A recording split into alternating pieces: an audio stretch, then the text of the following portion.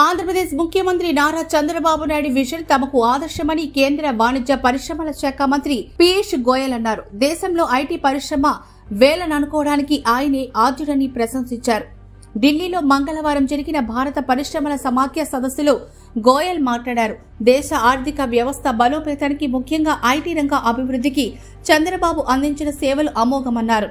AP ముఖ్యమంత్రి చంద్రబాబు ఆధ్వర్యంలో ప్రతిష్టాత్మక సిఐఐ భాగస్వామ్య సదస్సు నిర్వహించడం ఇది 7వసారి అన్న పీయూష్ గోయల్ ఈసారి సిఐఐ సదస్సుకు వేదిక విశాఖపట్నం కావడం ముదావహమన్నారు. పరిశ్రమల స్థాపనకు పెట్టుబడులకు విశాఖ అత్యంత అనువైన ప్రదేశమని చెప్పారు.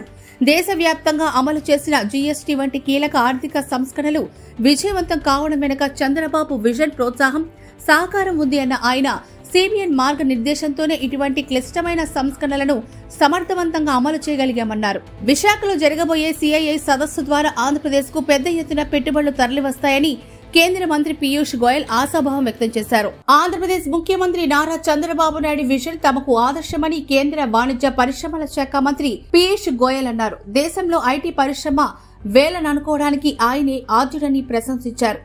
ఢిల్లీలో మంగళవారం జరిగిన భారత పరిశ్రమల సమాఖ్య సదస్సులో గోయల్ మాట్లాడారు. దేశ ఆర్థిక వ్యవస్థ బలోపేతానికి ముఖ్యంగా ఐటీ రంగ అభివృద్ధికి చంద్రబాబు అందించిన సేవలు అమోఘమన్నారు. ఏపీ ముఖ్యమంత్రి చంద్రబాబు ఆధ్వర్యంలో ప్రతిష్టాత్మక సిఐఐ భాగస్వామ్య సదస్సు నిర్వహించడం ఇది 7వసారి అన్న పీయూష్ గోయల్ ఈసారి సిఐఐ సదస్సుకు వేదిక విశాఖపట్నం కావడం ముదావహమన్నారు. పరిశ్రమల స్థాపనకు పెట్టుబడులకు విశాఖ అత్యంత అనువైన ప్రదేశమని చెప్పారు. దేశవ్యాప్తంగా అమలు చేసిన జీఎస్టీ వంటి కీలక ఆర్థిక సంస్కరణలు విజయవంతం కావడం వెనుక చంద్రబాబు విజన్ ప్రోత్సాహం సహకారం ఉంది అన్న ఆయన సిబిఎన్ మార్గనిర్దేశంతోనే ఇటువంటి క్లిష్టమైన సంస్కరణలను సమర్థవంతంగా అమలు చేయగలిగామన్నారు. విశాఖలో జరగబోయే సిఐఐ సదస్సు ద్వారా ఆంధ్రప్రదేశ్ కు పెద్ద ఎత్తున పెట్టుబడులు తరలివస్తాయని కేంద్ర మంత్రి పీయూష్ గోయల్ ఆశాభావం వ్యక్తం చేశారు.